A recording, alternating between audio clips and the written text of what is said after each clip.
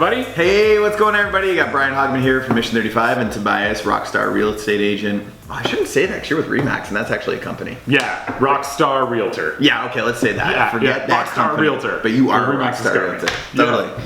I'm super pumped for this episode because if you are looking to get your first house, and you're like in your 20s or 30s and you've been wanting to ask mom and dad for help, or you're not sure how to do it, you want to listen to this. And conversely, if you're mom or dad, you want to listen to this too. Totally, because find out why and how. Totally. So we're really going to be talking about strategic family partnerships today. Yeah. Right? And does it have to be mom and dad? Could it be cousin, uncle, could aunt? Be uncle, Aunt Frida, could be grandpa, cousin Betty, totally, could be anybody, right? And I think you're really going to want to listen to this because don't take no for an answer until you give someone the opportunity to say yes. There you go. You know, and we wanted to talk about this, how the partnerships work, because there's two different types of partners, okay? Yep. There's the working partner, active partner, and your financial partner, or the money partner. So what's a money partner? Usually money partner is somebody like, we'll say mom and dad, they lived in their house for 20 years, they never moved, and they probably have a bunch of equity sitting in their property. Right. And it's not doing anything, it's safe. It's safe, but they're not investing it in anything, or they have a nest egg invested in something, and maybe they're not happy with their bank returns. What, those shitty 2%? 2% on my GIC. My dad used to get excited about Canada Savings Bonds. What's the other thing? Yeah, Canada Savings Bonds. Our Canada Savings Bonds have been doing great. Anyway, and I think this is very true for that demographic. There's a lot of our parents' generation out there, people in their 50s, 60s, 70s, your grandpa, grandma, that, you know what, if they bought a house 15, 20 years ago, chances are they're sitting on quite a bit of equity. Totally. Right? So how do you access that? And better yet, how do you overcome the obstacles of asking them? Because I think a lot of the time the biggest obstacle can be the one in our head, and we're thinking like, I don't want to ask mom and dad for money. I don't want to do that, right? Yeah. So that's the money partner. Yeah. What's the working partner? Working partner is usually someone trying to get into the market, or has an idea that like I can buy this rental and I can live in half and rent out half, or I can just have a rental and stay at home. It depends how friendly your money partner is. Totally, right. Or they want to do a flip. Maybe they have a house and they're handy and they want to do a flip. But they don't have enough money on their own to do it, because that takes a lot of capital to be able to successfully do that. So I would say those are a couple different working partners. And I think to put a frame around this, it's mom and dad are the money partner. Yes. And little Timmy, Joey, little Tobias, and Brian are the working partners, right? You go. And I gotta say, you know, we've had mutual clients that have done this, right? Yeah.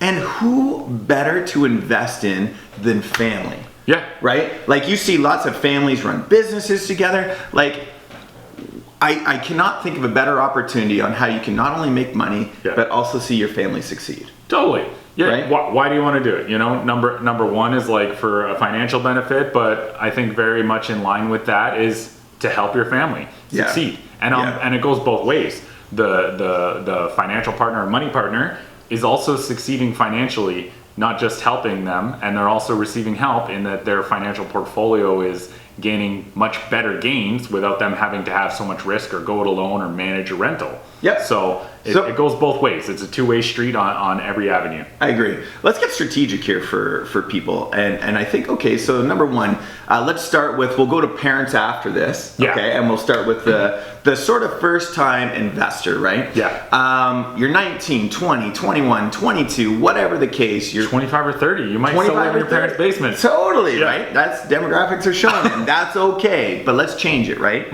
Now, you may have been working your ass off, and you've can't get pre-approved for a mortgage, right? Yes. Go to mom and dad. What can you say? Okay, I think the key number one is, and we talked about it, is being prepared. Totally. Right? So bring a plan, get educated, talk to a wicked mortgage broker or realtor, and put a plan together before you go to mom and dad. Don't go to savvy investors. Yes. Because totally. you'll have a financial plan and a house buying plan, but you're going to get questions that are like, well, what about this or what about that? Yep. Whether it's, tenant issues, non-performance of the product, or you get to the end of the cycle or somebody needs money, have answers for these questions so you don't come in get a question and can't answer it, because that's a easy street to, oh, you're not prepared, we're not willing to invest with you. Yeah. Think of it like a job interview. And think about this too, your parents wiped your ass when you were little, okay? And I say that because they're gonna look at you differently. I wiped my daughter's ass, but anyways, okay? But the reality is that you cannot get emotional in this conversation. If you're the kid or you're going after money, you don't want to pull the "you never listen to me" card, or you don't know what you know what? Yeah. You need to present it to mom and dad, grandma, grandpa, Uncle Fred, as if it's a good idea, and be prepared. Like Tobias said, if you react emotionally, you lose. Okay? You can't say "you never listen to me." If they come back with a question you don't know the answer to, you go, "You know what? I'm gonna go contact Tobias and Brian, find out this answer, and go back to them," because this is your first business pitch. Totally. So let's talk about... It's like you're on Dragon's Den. Totally, with your parents, and no cameras around, so you got no reason to lose. So what are different ways that the kids could pitch to mom and dad? What would be, let's say, the money partner aspect? Yeah, I think easiest is scenario A, where they just can't qualify for a home. They don't have equity, they don't have something, and they need them to co-sign or pitch money to a down payment for them. I think both those, they come in with some numbers about renting versus buying, because hopefully they're renting. If they're not renting, they're in their parents' basement and they want them gone anyway. Totally. But renting versus buying, and the net worth of a renter versus a buyer over maybe, there's lots of infographics about the 25-year span of somebody, even if that renter's diligent in investing in the equity or stocks or something, how much more a homeowner will have at the end. That kind of numbers, and then also a how-to on how they can get that with limited work on their behalf, and what they're going to get out of it as a benefit. Are they going to be... what's in it for me? Mom and dad need to know what's in it for me, right? So don't go at it with the aspect of like, I'm your kid. No. Help me out.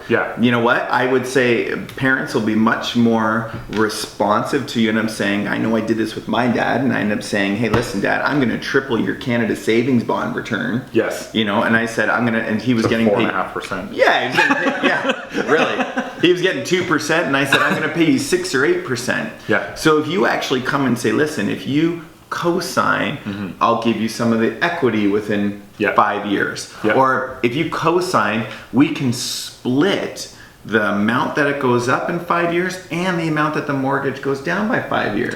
If you don't need to give away that much, because you can negotiate with mom and dad, you can say, I'll pay you, if you're going to borrow from your line of credit at 3 or 4%, I'll pay you 10%. Sounds like a lot, but do the numbers. The difference between you getting into a house and not getting a house is worth way more than 10%. And now you're showing mom and dad, A, you're prepared, B, you've done the work, you know your options, and C, that you're not just a greedy SOB trying to take advantage of mom and dad. Right? I know you're not greedy SOBs, but just, And then maybe scenario B is you can get a little house, but you want to get in sooner, and you want to get in better. You want to get a bigger, better house that has an in-law suite. And you say, I have the opportunity to buy a condo, or I have the opportunity with your help to buy a duplex. And I'll manage it and have numbers ready. Rents, timelines, vacancy rates, costs associated with it. And the entrance and exit. And the entrance like a clearly defined, if mom and dad are helping, show them, and you can do this with a great mortgage broker and realtor. My shameless plugs. There we go. But you can have a defined exit, because that just shows mom and dad that, hey, I thought about how I'm going to get you into this, but I'm also thinking about how I'm going to get you out of this as well too. And there's options for that. And I would say always have everything, once you agree upon something, make sure it's clear and in writing and everybody signs it, and there's no stone unturned, no handshakes. There's no...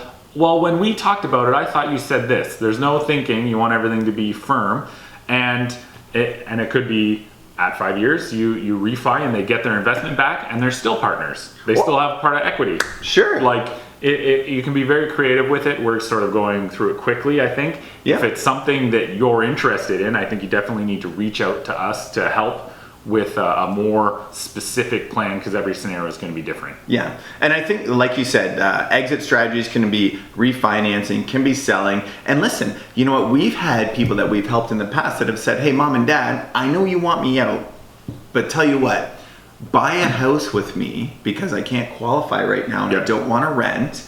I'm going to stay at home for another year, and then at the end of the year, we'll sell the property. Or 2 years from now, and little Timmy or Joey, Timmy's really popular, I don't know why I use Timmy all the time, but little Timmy, if you're out there, call me. But little Timmy now is going to build up equity. Now he's going to have that nest egg. Maybe he's going to have that extra 20, 30, 40K available by mom and dad, uncle, grandma helping him out. Uncle, grandma. Whatever. We live in the millennials. Yeah. I don't know. It could be an uncle, grandma. And I think that, as the working partner, the active partner, another thing is no matter, I feel like no matter what you do in the ever expanding real estate market we're in, things are just increasing too fast. It's very difficult to save to keep up with the market, let alone save up enough to, in addition, save a down payment on your own. And I think you nailed it with the working partner too, because if you don't have the money, the other thing you say to mom and dad is say, listen, I got this. If there's a problem, I get the phone calls. If the toilet's plugged, I'll get the call. I'll call the plumber. Mom, dad, grandma, uncle. Okay. You're not going to get woken up because I promise I'm going to take care of it. Here's my list of contacts, resources in case anything goes wrong. And again, the more preparation that you have, the better likelihood of you getting through that, right? So let's talk about mom and dad. If you're out there, you listen to the kids pitch now. So mom and dad now, what are their fears, do you think? What's mom and dad's fears that why they wouldn't want to use their equity to invest in their kids? I think everybody's fear is, what if something goes wrong and then we have all this risk? There's the risk word gets thrown around a lot. It's very risky to co-sign for a mortgage. It's very risky to do that. And if you ask me, I would say that there's very limited or no risk, because we'll pitch a scenario. You buy a house, it's being rented, and Timmy lives upstairs, and Timmy hasn't had the tenant in the basement paying his rent on time. So you're out a few months rent. There's a process for removing these people from the property if they're not paying. And then you say, okay, I hate this. We have to get rid of the house. What's the risk there? What's your exposure? You have the equities in the property that you spent. The property, if it's been a year, has been paid down. The mortgage amount owing has been paid down, so you actually owe less than you borrowed. And then typically or likely, the property has gone up in value. So now the value's gone up, the mortgage or loan has gone down, and you're going to sell the property because you don't like the partnership. And that should be part of your exit plan if it happens to be something. You made money. Or what's the risk? Or you broke even. What's the risk? I don't think there's risk. And then you can tell Timmy, we tried it and you didn't hold up your end of the bargain and it didn't work. I think that there's, necessary reality to it that maybe it may not work. But chances are, if you go in with a plan and a strategy and Timmy's on board. Well, I would say on that part too, if mom and dad, if you're really concerned about it, don't put the house in Timmy's name, put it in your own name. And then you can say, listen, you know what? I've got 100% control. It's my rental property, not yours. You're going to manage it. You got to prove yourself, blah, blah, blah. Whatever that security blanket is, you don't need Timmy's permission to sell the house. No, you don't. Because if you put it all in your name, you can do it on your own. And I'm going to raise one point here because... And even if Timmy says, that's not fair because I'm doing this and that, I want 50% ownership still, or whatever it might be, you can have a trust agreement that after a certain number of years of success, that the agreement, the ownership will change. Well, I think it's prudent, actually. I remember my dad used to do this. That was, because I got in a lot of shit and got arrested, but that's a whole other context, okay? But we had a contract. And I remember my dad used this for sort of behavioral issues, but I had to read, and to have a contract with them every year. You could say, listen, we're going to have a contract. We're going to have KPIs, key performance indicators, to say, listen, if ABC is met at the end of every year, if mom and dad hold title, Timmy's the operating partner. Timmy, you said you would do A, B, C. It's an unemotional conversation. If you can take emotion out of it, because dealing with family can be emotional, but you make a checklist and say, hey, you're going to make sure the tenants are taken care of, rent received on time, toilet plunge, light bulbs change, all this stuff. And if that's done, you earn your maybe you earn your keep. Earn your keep. Or you're at 10% ownership. Yeah. Depending, you can structure this deal in so many different ways, depending on how much fear or risk you see with investing in your kids, right? And comes back to write it down. Everything, you want to write it all down. Clear expectations. And it can be very different types of partnerships too. Yeah. Like it can be equity partners, you can be silent partners that just invest, you're not on title. Yeah. You can be full equity like we talked about. Or you could even be, there might be, like, listen, you might have an amazing kid here, mom and dad, grandma, grandpa, that has the down payment saved up because they've been a prudent saver. Yes. But maybe they just started as a commission-based mortgage agent or commission-based real estate agent. Or any self-employed. And they don't qualify, but they have great credit and maybe they just need you to co-sign. Maybe that's it. Yeah. Maybe they don't need any money, they just need your signature for 2 years. Yeah. And maybe they're gonna pay you for that signature for 2 years. Yes. Do you know? Yeah. And I would say one of the biggest risks that I see, talking to you, the biggest risk is the risk of not doing it. Okay? The risk of, and being, my daughter's only 3 right now, so she's got big shoes to fill, okay? But the risk of not doing it, I would wager to see your kid, family member, not succeed. Yeah.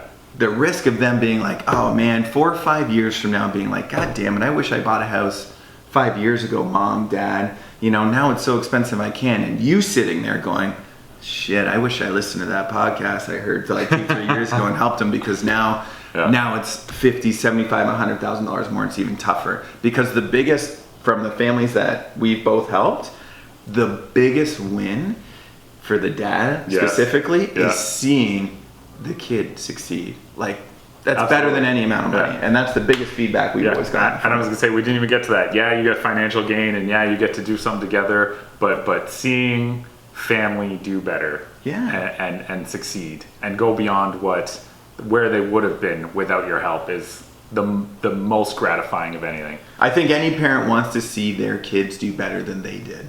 And this, if you're wondering, how do I do that? Do this. Stop thinking about it. Yeah. And do what Nike does.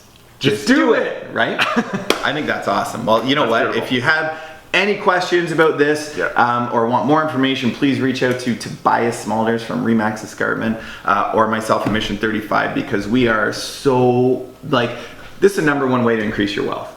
It really is. There is no better way. Right? And to see families do it, I'm telling you, it makes me feel good. I know it makes you feel good too. Totally. It's the best thing in the world. So if you want to know how to do it, it's not hard. We can help. And we'll say, we speak from experience. Totally. You have it. I've helped my brother, my father. Yeah. We've done lots of stuff together, and we can speak from experience. We're not just here saying this is how you can do it, doing plugs. It's from experience, and we feel the gratification from being able to help somebody. Totally. And there's nothing better than helping families succeed too. Cool? Yes. Make this a fabulous day. See you later.